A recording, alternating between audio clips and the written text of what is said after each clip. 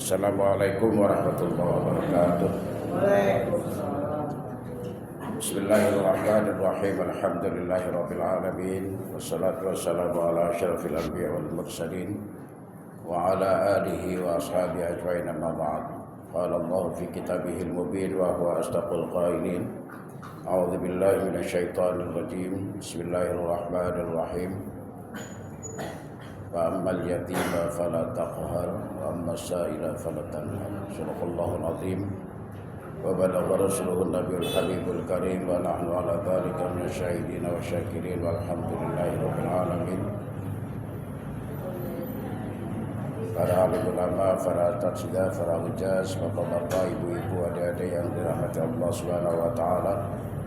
Wabil khusus Ustaz Saiful, Ustaz Hildan, pengurus DKM Masjid As-Salam, Bapak pengurus RT 02 dan pengurus RW 03 yang hadir pada sore hari ini beserta jajarannya, ibu-ibu jemaah Majelis Taklim yang hadir pada sore hari ini, yang mengurusi santunan yatim pada sore hari ini. Semoga kehadiran kita di masjid ini di dalam rangka ibadah, dalam rangka mencari karunia Allah Subhanahu wa taala. Semoga Allah kabulkan, amin ya rabbal alamin. Pada adik-adik yang hadir lebih awal, mohon maaf tadi mungkin kami belum bisa hadir semua, belum bisa menyambut, tapi adik-adik sudah duduk bersimpuh di masjid ini. Terima kasih atas kehadirannya. Semoga dengan hadirnya kita di masjid ini sama dengan nilai ibadah kita sholat sunnah 1000 rakaat. Amin ya rabbal alamin. Adik-adik sekalian, ada ungkapan ini, laisal yatim alladzi qad mata waliduhu, katanya. Bukanlah yatim itu yang ditinggalkan oleh ayah dan ibunya. Sesungguhnya adik-adik ditinggalkan oleh ayah dan ibu itu tidak yatim. Tapi yang dimaksud dengan yatim itu walakinnal yatim alladzi bila ilmin wal adab. Yang dimaksud dengan yatim itu berarti kalau kita tidak punya ilmu dan tidak punya adab. Ini berarti bahwa kita semua yang pertama dan utama adalah harus meraih ilmu. Rasulullah Shallallahu Alaihi Wasallam dalam sabdanya, meskipun hadis ini diperbincangkan, katanya ini bukan hadis, katanya hanya maqalah. Tapi bagi kita orang awam yang tidak paham banget pakar hadis, yang penting esensi ungkapan ini baik. Man arada dunya fa'alaihi bil ilmi. Barang siapa yang ingin sukses di kehidupan dunianya, berdagangnya sukses, maka harus dengan ilmu. Menjadi pegawai sukses juga harus dengan ilmu. Memimpin organisasi dengan sukses dan berhasil harus dengan ilmu. Berarti kan esensinya bagus ungkapan ini, meskipun diperbincangkan katanya bukan hadis. Why not buat kita? Kenapa tidak?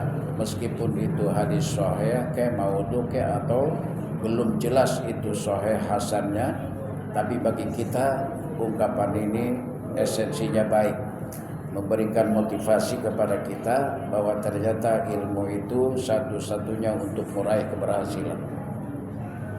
Jadi yang pertama, man arada dunya fa'alaihi bil ilmi, harus dengan ilmu. Jadi adik-adik yang hadir pada kesempatan ini, kalian harus mengisi diri dengan berbagai macam ilmu. Pertama, ilmu agama, harus mengenal Allah Subhanahu wa taala, beriman kepada Allah, mengenal Rasul dan sekaligus beriman kepada Rasul sallallahu alaihi wasallam, ya. Itu yang pertama. Jadi kalau adik-adik kita semua belum mengenal Allah, repot. Ibadah-ibadah kita nanti tidak diterima oleh Allah Subhanahu wa taala.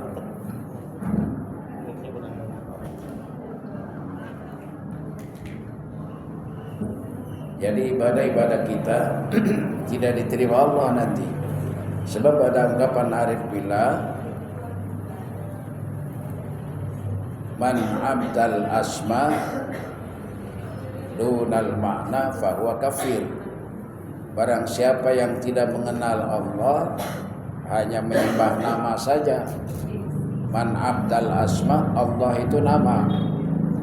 Tidak kenal dengan yang punya nama, maka ibadah kita ditolak oleh Allah Subhanahu wa taala.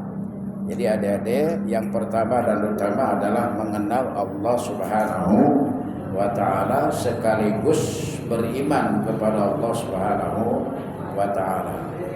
Mengenal zatnya, mengenal sifatnya, mengenal asma'nya, mengenal af'alnya.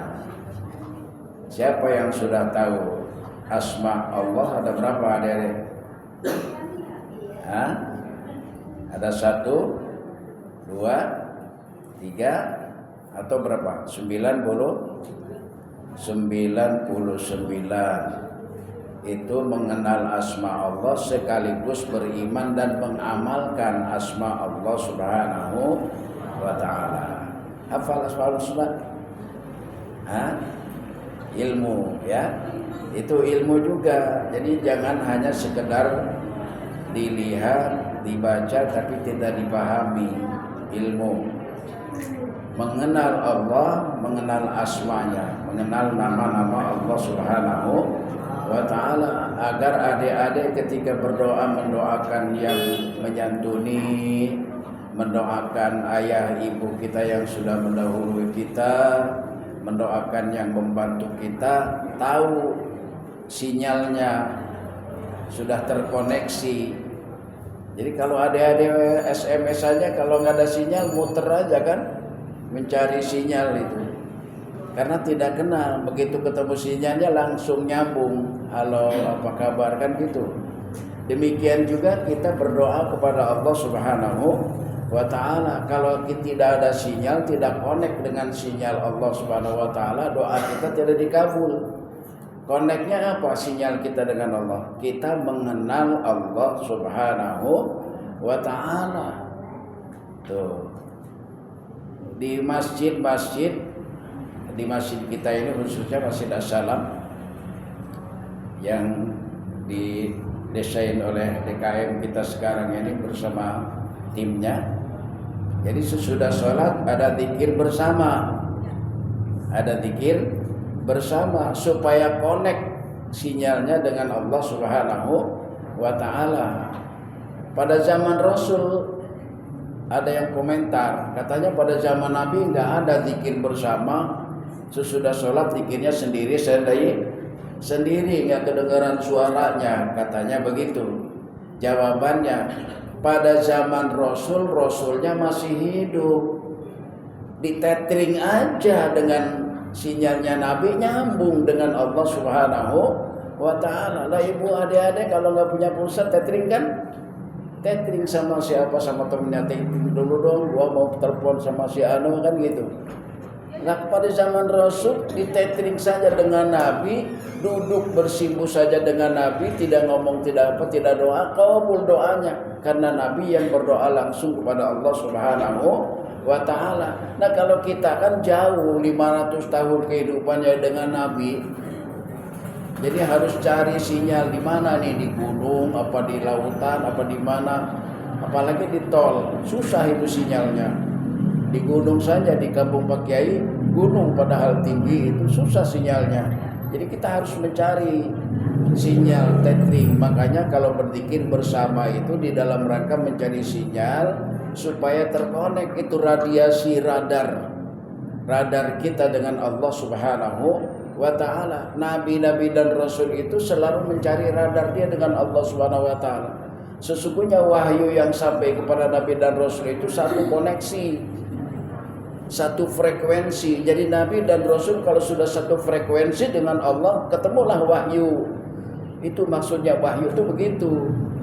Jadi kalau kita kan nggak bisa, bukan Nabi dan Rasul, maka untuk mencapai frekuensi dengan Allah, maka kita harus, mulut ini harus ngomong, Astaghfirullah, alhamdulillah, subhanallah, Allahu akbar. Makanya kita tadi diawali dengan zikir tahlil tawasul yasin supaya masuk dengan frekuensi Allah Subhanahu wa taala. Itu maksudnya, bukan mengada-ngada, bukan sebisa-bisa kita. Itu ilmu. Makanya perlu dengan ilmu. Jadi adik-adik kita semua yang pertama ingin sukses mengenal Allah Subhanahu wa taala, mengenal asma-Nya, ya. Mengenal asma Allah Subhanahu wa taala yang 99, ya. Itu. Lalu mengenal sifatnya, beriman kepada sifat Allah Subhanahu wa taala. Sifat Allah ada berapa, adik-adik?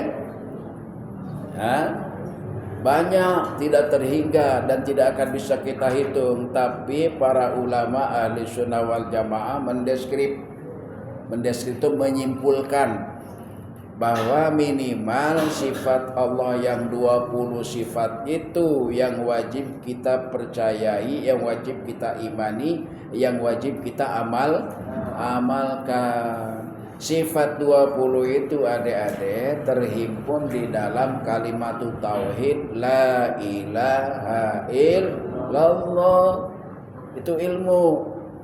Dalam kata la itu ada sifat nafsiyah wujud namanya. Dalam kata ilaha sifat sabiyah yang 5, qidam, baqa, mukhalafatul hawadisi, qiyamu damsihi, wahda, niat. Dalam kata illah itu sifat ma'ani. Sifat ma'ani itu sifat yang nyata dalam diri kita, qudrah, iradah, ilmu, hayat, sama, basor, kalam. Kalam itu bisa ngomong, berarti nyata mulut. Mendengar itu telinga, berarti kuping. Melihat itu mata, berarti ada dalam diri kita. Berpikir itu di hati, kemudian keinginan di hati, di otak, berarti kudrah, iradah, hayat, sama, basar, kalam, qadiran, muradin, sabi, mutakalimun itu ada di dalam diri kita. Itu sifat manawiyah, sifat yang zahir, yang nyata. Itu sifat Allah Subhanahu wa ta'ala. Lalu di dalam kata Allah ada sifat maknawiyah, qadirun, muridun, alimun, hayun, sami'un, basirun, mutakallimun. Hafal semuanya? Halo, adik-adik hafal semuanya? Insya Allah di luar kepala kagak hafal, ya. Ilmu itu namanya harus dipelajari. Jadi kata Rasulullah, man arada dunya fa'alaihi bil ilmi. Kalau ingin sukses di dunia harus menguasai ilmu, harus berilmu diri kita. Kalau kita hidup tidak punya ilmu, jadi kayak ondel-ondel. Ondel-ondel cuma digerakkan sama orang yang ada di dalam saja, karena dia nggak bisa apa, dia mati. Jadi kalau kita hidup berjalan tapi kita tidak punya ilmu, berarti kita mati. Jadi adik-adik, yang pertama dan utama ingin sukses di dunia itu adalah harus dengan ilmu agama, ya. Lalu kita juga beriman kepada af'al. Af'al itu apa sih? Perbuatan. Yang terjadi di seluruh alam semesta ini adalah perbuatan Allah Subhanahu wa ta'ala atas qudrah dan iradah serta kehendaknya. Adik-adik duduk di Masjid As-Salam, kalau tidak digerakkan oleh Allah tidak akan pernah terjadi. Bapak-bapak, ibu-ibu dan kita hadir di Masjid As-Salam ini bukan berarti kemauan kita. Kita ini dilayani. Adik-adik semuanya kita dilayani oleh Allah atas perintah Allah kepada malaikatnya. 10 malaikat siang, 10 malaikat malam. Adik-adik duduk itu bukan sesungguhnya duduk begitu saja. Kita dilayani oleh malaikat. Kita berjalan melangkah bukan kemauan kita berjalan melangkah, tapi digerakkan oleh Allah, dilayani oleh Allah atas Allah perintahkan kepada malaikat. Ayatnya kan cukup jelas, usjudu li Adam. Kata usjudu di situ bukan sujud, layani anak Adam.